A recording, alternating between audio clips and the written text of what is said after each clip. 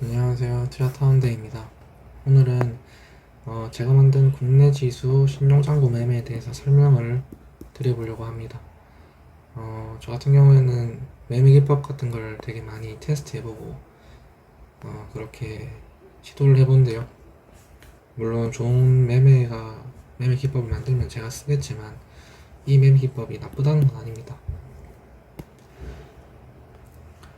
다만 이제 이 매매 기법 같은 경우에는 타점이 너무 안 나오는 경향이 커가지고 그냥 이제 기법 공개를 하고 여러분들이 쓸 수 있으면 이제 타점이 나올 경우에는 쓸 수도 있고, 혹은 매매 기법은 이렇게 만들 수 있는 거구나, 뭐 이런 생각을 하면서 또 배워가는 게 있을 거라고 생각을 해서 이렇게 영상을 한번 찍어봅니다.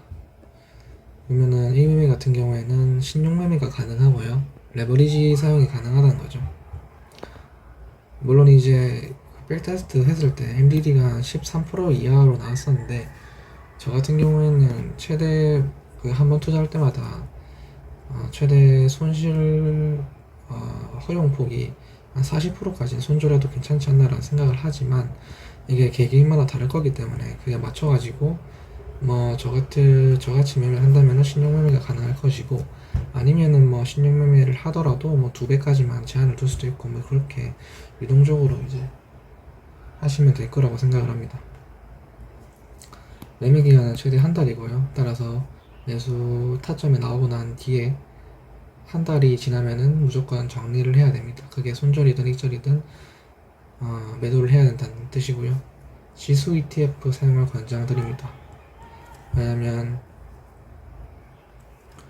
뭐 지수 투자, 국내 지수 투자를 선물이나 옵션이나 뭐 여러 가지로 할 수 있겠지만, 옵션 같은 경우에는 시간 가치가 들어가기 때문에 조금 저 같은 경우는 이 테스팅, 이 국내 지수로 이제 하는 건데, 국내 지수 외에 시간 가치 같은 게 더 추가로 들어가기 때문에 조금 변질이 될 수 있다, 뭐 그런 게 있을 수 있고요. 뭐 선물 같은 경우에도 기간이 애매하게 되면은 이제 뭐 롤오버를 한다든가 뭐 그렇게 해야 되는데, 그 경우에도 또 여러 가지 변수가 발생할 수 있기 때문에, 뭐 ETF 수수료 저렴하잖아요. 그래가지고 ETF, 지수 ETF도 또 이제 캐파도 크니까 나름 이렇게 하시면 될 것 같습니다.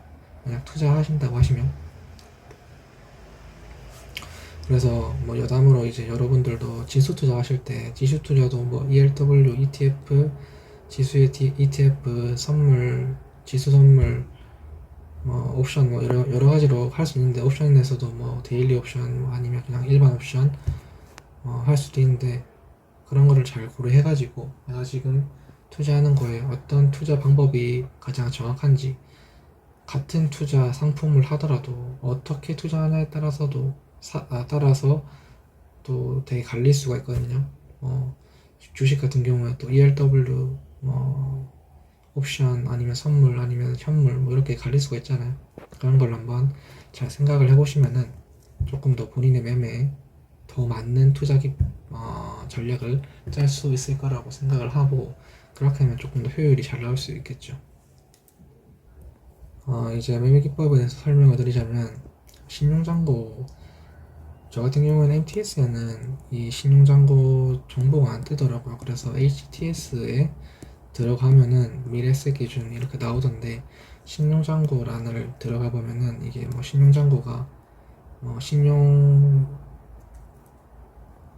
주식마다 이제 신용 투자를 할 수 있는 한도가 있는 걸로 아는데, 그 잔고, 모든 코스닥 주식 종목의 그런 잔고가 얼마나 남았는지를 보여주는 게 신용 잔고인 것 같은데, 그런 거를 좀 분석을 하면서 매매하는데 도움이 될 수 있고, 그걸 바탕으로 투자하는 기법입니다. 그래서 신용잔고 보면 막 6조 조 단위로 보통 이제 볼 수 있거든요. 그래서 전 고점 대비 3조 이상 빠지면은 스타점이라 보고요. 예를 들어서 9조였는데 6.0조, 6조 이하로 갔을 때 3조가 떨어진 거죠. 이때는 지금 저점이라고 판단을 하고 이제 들어가는 방법입니다. 이때는 지수 ETF를 들어가겠죠.